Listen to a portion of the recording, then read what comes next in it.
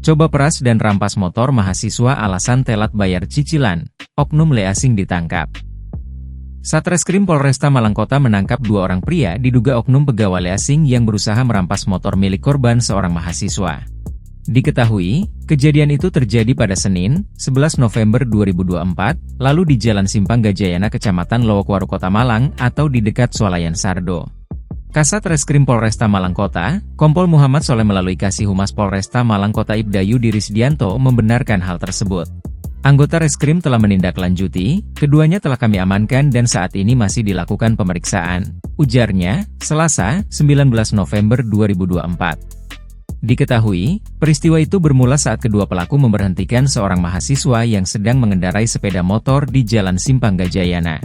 Lalu keduanya mencoba berusaha mengambil paksa sepeda motor korban dengan alasan telat bayar cicilan.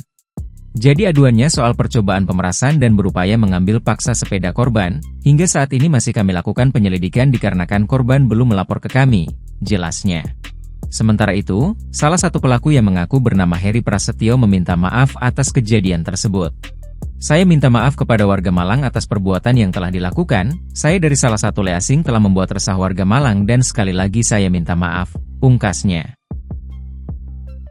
Download Tribun X sekarang, menghadirkan lokal menjadi Indonesia.